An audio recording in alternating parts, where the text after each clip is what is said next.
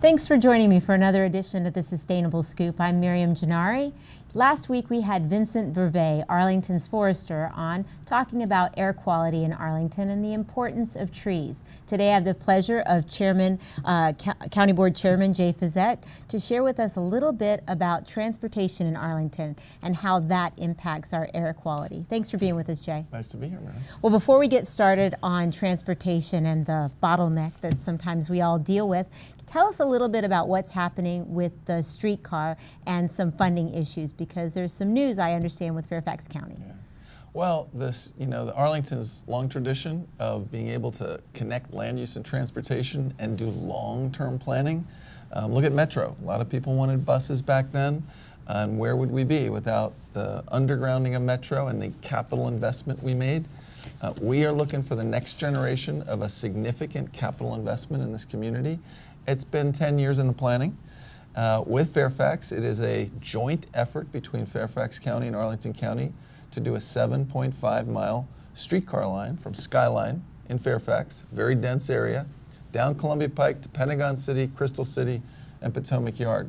The funding, and this is really important, there is zero homeowner general obligation bonds in the financing plan to construct this streetcar line. But does Zero. Does the funding exist right now? I mean, is the money set aside? We are working on, well, some of it's set aside and some of it we have to seek. Mm-hmm. We're deciding in the next month with the manager's capital plan she's put forward. We're still in discussion about that, whether we will seek federal funding, state funding, regional funding, all leveraging our local commercial property tax money, not again from property homeowners. And we'll decide that by the beginning of next month, by the middle of July. But the reality is zero homeowner general obligation bonds.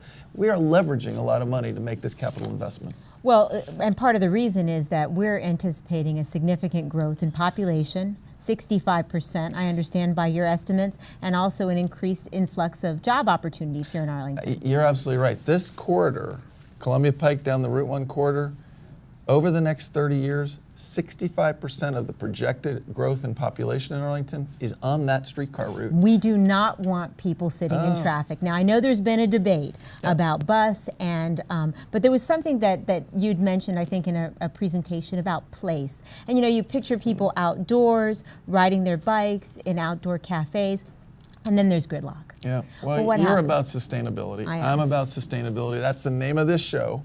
And the sustainable long-term solution is providing the transit option that will keep people out of their cars and reduce congestion. With that population growth and that job growth in that corridor, buses alone would create gridlock. It would create much more congestion. And now, what have your studies shown in terms of why people decide to ride a streetcar as opposed to a bus? Well, and we've had consultants look at this, and they look and they know the numbers, they know how it's worked around the world, around the country. Streetcars are much higher capacity. They are much more comfortable, easier to get on and off, and you can always add to a streetcar too. One operator for a much larger vehicle, so the operating costs in terms of personnel are lower. There are many reasons to go with streetcar. Well, I mean, you can see a lot more people going from one place to the next place a lot faster with no delays. You don't have to worry about that. So I think reliability is probably a big issue for people wanting to get to work. Reliability, comfort, and honestly, the return on the investment. When you have a fixed rail, a permanent system, the investment that comes from it is significantly higher. So now we're talking about increased tax dollars. Yeah. We're talking about more revenue for the county. And yet there are many people who are concerned that the streetcar is going to price them out of their communities because, there's going to be higher demand. Yeah. What is your vision for possibly offering or taking some of those funds and possibly using those funds to offer vouchers to reduce people's transportation costs and assure that these new residents and existing residents will take advantage of the streetcar? Well, we have already, this plan, the land use plan along Columbia Pike, which just won several awards, another one just today, I believe, from the New Urbanists in the United States, is amazingly unique because it provides for no net loss of affordable housing along the Columbia Pike corridor with the land use plan that we put into place. But we're talking about 65% increase in Sure. population. So how are we going That's to? considering Route 1, Right. Crystal City, Right. as well as Columbia Pike, the full streetcar route. The Columbia Pike area, where we have great diversity, we value that diversity. This is the first plan people know of where we've incorporated in those land use plans no net loss of affordable housing. There will be increased housing units, market rate, but we're going to protect those. And part of the way we do it is provide that density to the property owner that the streetcar investment will provide the opportunity for the property owner to actually protect and preserve some of that affordability while still getting an opportunity to build some new market rate units. Okay, so that's wonderful. We'll get a little denser. We'll move a little faster if the streetcar is approved. But at the same time, I think what citizens are looking for is assurances that if there is an issue in terms of affordability or a need for more affordable housing outside of the corridor, that the county would be willing to invest some of those funds.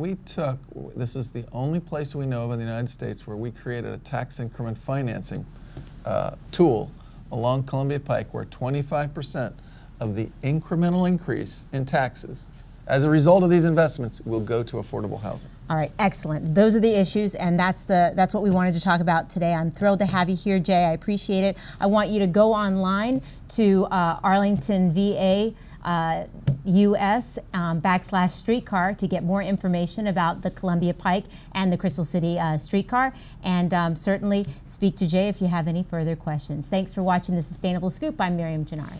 Thanks, Miriam.